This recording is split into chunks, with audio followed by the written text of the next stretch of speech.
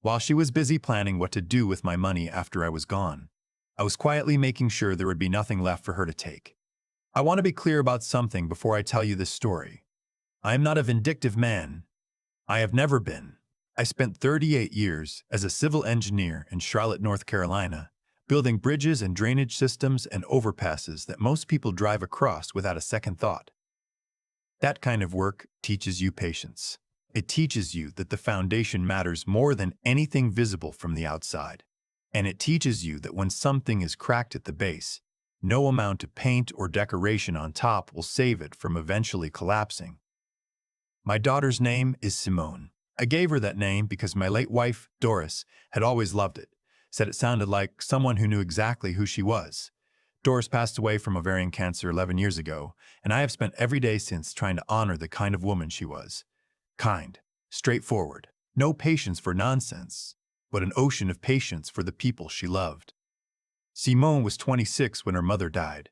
She grieved, genuinely, for about 4 months. And then something shifted in her. I noticed it, but told myself it was just how people process loss differently. Some people go quiet. Some people get angry.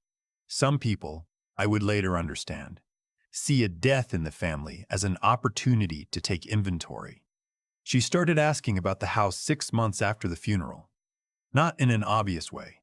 Never in an obvious way with Simone. She would say things like, "Dad, have you thought about downsizing? This place is a lot for one person." Or, "Dad, you really should get your affairs in order while you're still sharp." I was 61 years old and sharper than I had ever been, but I let it go. I told myself she was worried. I told myself that was love. Her husband, Marcus. No, wait. I need to pause on him for a moment. His name is Derek Foss. She married him 4 years after her mother died, and I genuinely tried, to like the man. He had a firm handshake and a good haircut, and he worked in commercial real estate in the uptown area. He knew how to make conversation at dinner. He knew how to laugh at the right moments. But there was something behind his eyes that I could never quite name, a kind of calculation, like he was always running numbers in his head while his mouth was doing something else entirely. I own 2 properties. The house I have lived in for 31 years, a 4-bedroom colonial in the Dilworth neighborhood that Doris and I bought when Simone was still in kindergarten, and a rental property about 40 minutes north, a duplex in Concord that I bought in 2009 at the bottom of the market. The duplex generates about $2,800 a month in rental income. Not life-changing money, but steady. The kind of steady that lets a retired man sleep at night. Derek knew about both properties. He knew the square footage, the current market estimates, the approximate rental yield on the duplex. He mentioned these figures at dinner once, casually, like he was reciting sports statistics. I looked at him across the table and smiled and said nothing, but I filed that moment away. About 2 years into their marriage, Simone started calling me every Sunday. I loved those calls at first. She would ask about my week, my health, my friends from the engineering firm. But slowly, over months, the calls started to have a shape to them. They would circle around to finances. Had I spoken to my attorney lately? Had I updated my beneficiary designations? Did I know that estate planning in North Carolina had changed recently? She was right about that last part technically. But she was not asking out of concern for me. I know that now. The Sunday that changed everything came in February, about 2 years ago.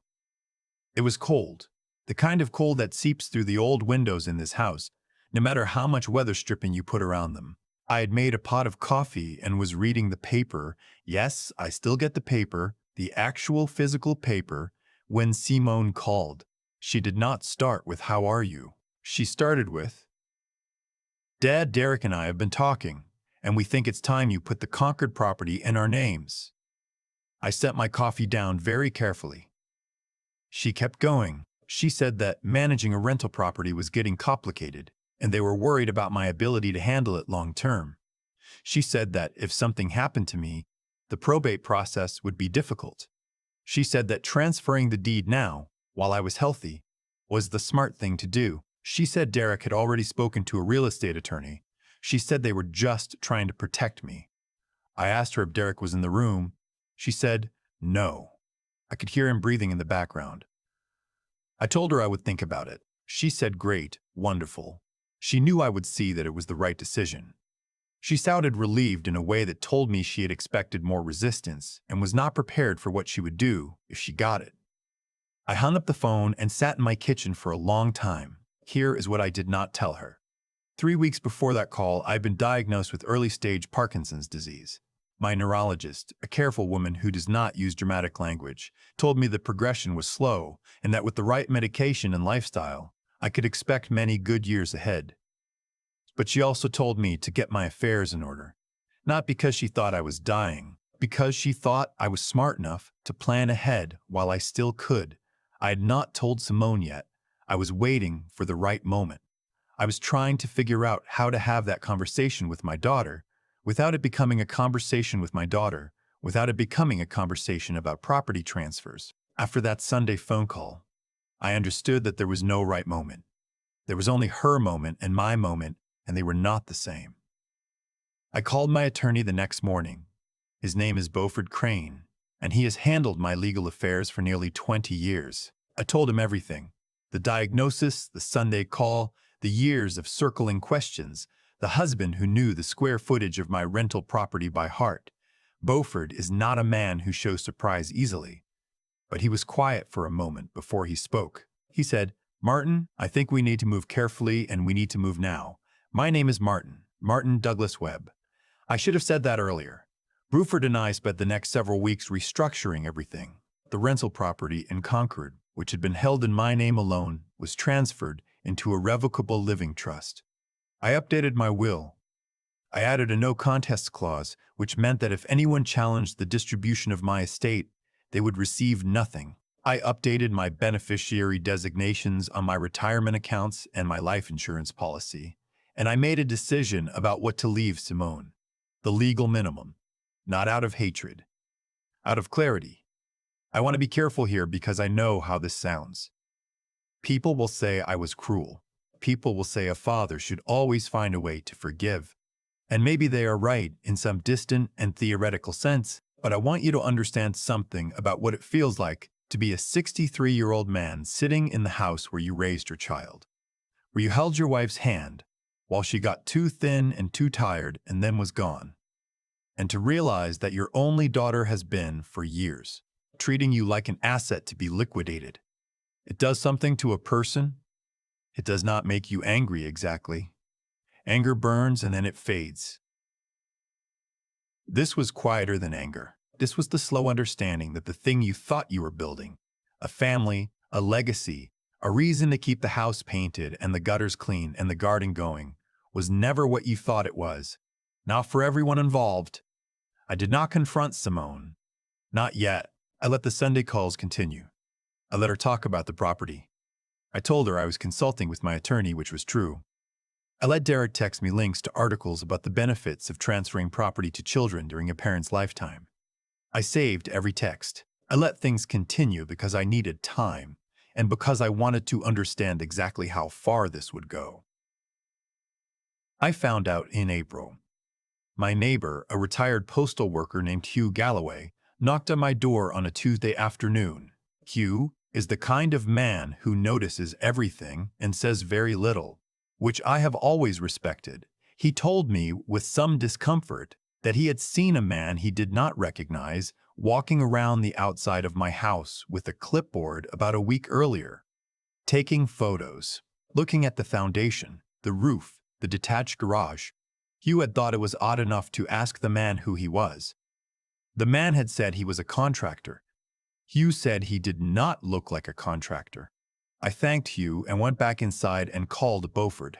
It took Beaufort's paralegal about 4 days to find out that Derek Foss had commissioned a property valuation on my home, the home I have lived in for 31 years, from a commercial real estate firm. The valuation was dated 2 weeks after Simone's February phone call. Let that settle for a moment. While my daughter was on the phone asking me to sign over the rental property for my own protection, her husband had already hired someone to assess the value of the house I live in. They were not worried about me. They were inventorying me. I want to tell you about a night in May, about a month after Hugh knocked on my door. Simone came for dinner alone. Derek had a work thing, she said.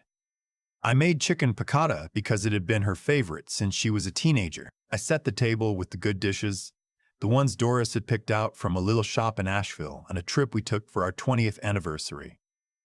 Simone came in and hugged me and said the house smelled wonderful. We ate. We talked about nothing consequential. She told me about a vacation she and Derek were planning to Portugal. She said they had found a beautiful rental villa and it was surprisingly affordable. I asked her how long she had been interested in Portugal. She said Derek had always wanted to go.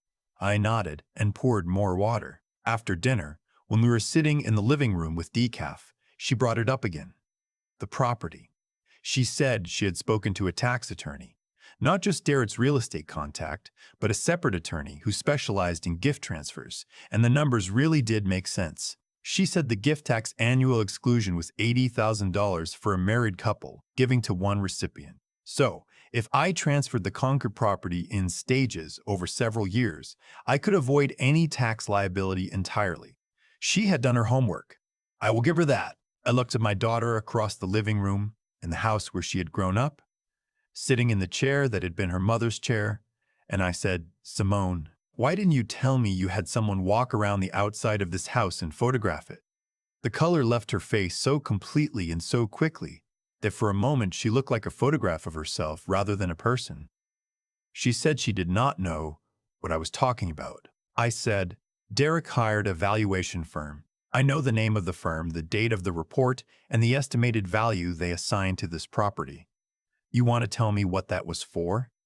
She was quiet for a long time. Then she said it was just due diligence, that they were trying to understand the full picture of my estate so they could help me manage it properly. That they were not going behind my back. They were just gathering information. I said, Simone, this is the house where you were born, where your mother died. I have never once, in 31 years, made you feel like you were not welcome here. And your husband hired someone to walk around the outside of it with a clipboard. She started to cry. I believed the tears were real, which made it harder, not easier. She said she was sorry. She said Derek had pushed for it, and she had gone along because she did not know how to tell him no. She said she loved me, and she had not meant for it to feel like this. She said she was scared of losing me and that the Parkinson's diagnosis. She stopped. She caught herself. I looked at her. She had not meant to say that. I could see it in her eyes the moment the word left her mouth. I said, How do you know about the Parkinson's? She said Derek had run into my neurologist at a charity event, that the doctor had not said anything specific, just enough that Derek had made some inferences. She said they were worried. I thought about what it meant that my son-in-law had been asking questions about my medical condition at a charity event. I thought about the valuation. I thought about 11 years of Sunday phone calls with a slow, patient undertow. I said very quietly, I'd like you to go home now. She left. She hugged me at the door and cried a little more, and I held her because she is still my daughter, and I am still her father, and nothing about this was simple or clean. But I knew, standing at the door watching her taillights disappear, what I was going to do. Over the following 3 months, I finalized everything. The revocable trust became irrevocable. The Concord duplex, which was now the primary asset in question, was contributed to a charitable remainder trust that I had established with the Community Foundation of Greater Charlotte. Under the terms of the trust, I received the rental income for the duration of my life. When I die, the property passes to the foundation and will be used to fund engineering scholarships at UNC Charlotte. Students who cannot afford college, students who remind me of who I was at 20 years old, before I had anything. The Dilworth house I have left to my nephew, Patrick, who is 34 and a high school history teacher, and who has never once asked me about my estate. He comes over for dinner sometimes, and we watch old westerns, and he argues with me about whether John Ford was overrated, and it is exactly the right kind of argument to have with someone. To Simone, per North Carolina law and the advice of Beaufort, I left what is called the elective share, a percentage that protects against complete disinheritance. It is not nothing, but it is a fraction of what she had been planning for. I had Beaufort send a formal letter. I did not call. I did not send an email. I sent a letter through counsel, the way you do when the matter is serious and permanent, and you want there to be no ambiguity about the fact that you thought carefully about every word. I was in the garden when Simone called. It was a Saturday morning in August. One of those mornings that makes you remember why you stayed in the South even through the summers. The light was gold and the tomatoes I had been growing since June were finally turning red, and the air smelled like cut grass from the neighbor's yard. My phone rang, and I look at the screen and I let it ring. She called 4 more times. Then Derek called twice. Then there was a voicemail from a number I did not recognize, which turned out to be a different attorney they had apparently already retained. I went back to my tomatoes. I will not pretend I felt nothing. I felt something enormous and nameless sitting there in the garden in the August light. Not satisfaction exactly, not victory. Something more like the feeling you get when you finally set down a heavy thing you have been carrying so long you would stop noticing the weight. Simone did eventually reach me. 3 days later, by showing up at the house, I opened the door because I am not cruel and because she is still my daughter and because some part of me had been waiting to have this conversation face to face for a very long time. She was not crying this time. She was controlled and precise, and I recognized for the first time how much she had always been like me, and how much I wished that resemblance had shown up in different ways. She told me I was punishing her for trying to protect me. She told me Derek had only wanted to understand a situation so they could help. She told me the charitable trust was a mistake made out of spite. She told me that her mother would have been devastated. I let her finish. Then I said, "Your mother would have done the same thing." Simone looked at me for a moment and then looked away, and I think somewhere underneath everything she knew I was right. I told her that I had not made this decision in anger. I told her I had made it over the course of months, with counsel, with care, in full possession of my faculties, which I mentioned specifically because I knew that was going to be their next avenue if they chose to pursue it, questioning my competence. I told her that if anyone challenged the trust, the no contest clause in my will would ensure they received nothing at all. I told her she was welcome to come for dinner, that I would still make chicken piccata, that the door of this house, the house where she grew up, would not be closed to her as long as I was living in it. But I told her that the decision was made, it was legal, it was final, and it was, in every way that mattered, the right one.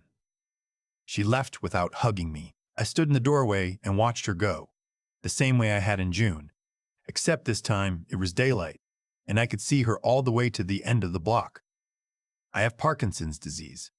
The progression is slow. I take my medication every morning with the coffee and the actual physical newspaper, and most days I feel more or less like myself, which is all you can ask for at 63.